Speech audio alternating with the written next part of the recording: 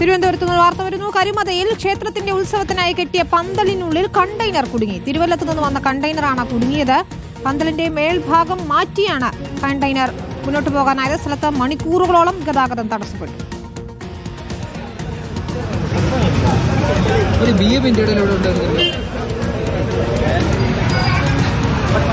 അഷിൻ ഡിയാഗോയാണ് വിവരങ്ങളുമായി ചേരുന്നത്. അഷിൻ, ഈ പന്തലിന്റെ അടിയിൽ കുടുങ്ങിക്കിടക്കുന്ന കണ്ടെയ്നറിന്റെ ദൃശ്യങ്ങളാണ് നമ്മൾ കാണുന്നത്. എത്ര സമയം ഇതവിടെ കുടുങ്ങിക്കിടന്നു?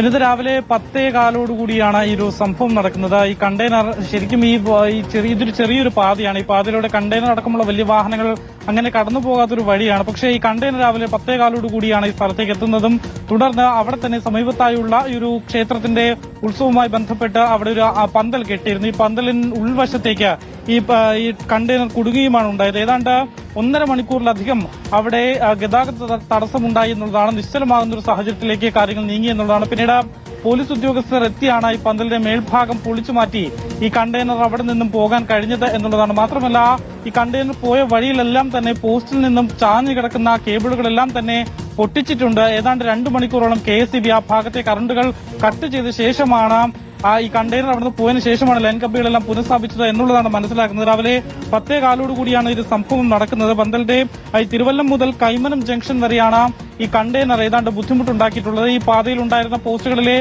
കേബിൾ, ടെലിഫോൺ കണക്ഷൻസ് ഉണ്ട്, അതുപോലെ നെറ്റ് കണക്ഷൻ ഉണ്ട്, കേബിൾ കണക്ഷൻ ഉണ്ട്. ഈ വയറുകളെല്ലാം, താഴ്ന്നു കിടന്ന വയറുകളെല്ലാം തന്നെ ഈ കണ്ടെയ്നർ പൊട്ടിച്ചാണ് പോയത് എന്നുള്ളതാണ്. അങ്ങനെ നാട്ടുകാരുടെ ഒരു സഹായത്തോടു കൂടി നാട്ടുകാർ പിന്നീട് ഈ കണ്ടെയ്നർ പോകുന്നതിന് വേണ്ടി ലൈൻ കമ്പികളടക്കം കമ്പുകൾ ഉപയോഗിച്ച് ഉയർത്തിപ്പിടിച്ചാണ് പിന്നീട് ഈ കണ്ടെയ്നറിനെ അവിടെ നിന്നും കൊണ്ടുപോയത് എന്നുള്ളതാണ് മനസ്സിലാക്കുന്നത്. ഇടഗ്രാം കടവിൽ ശ്രീ ഗണപതി ക്ഷേത്രോത്സവത്തോട് അനുബന്ധിച്ചായിരുന്നു ഈ ഒരു പന്തൽ കെട്ടിയിരുന്നത്. എല്ലാ ഉത്സവ സമയത്തും അവിടെ പന്തൽ കെട്ടാറുണ്ട് എന്നുള്ളതാണ്. പക്ഷേ ഇത്തരത്തിലുള്ള വലിയ വണ്ടികൾ ആ വഴിയിൽ പോകാറില്ല എന്നുള്ളതാണ് ഇപ്പോൾ ക്ഷേത്ര സമിതിയും അറിയിച്ചിരിക്കുന്നത്. വിനിത.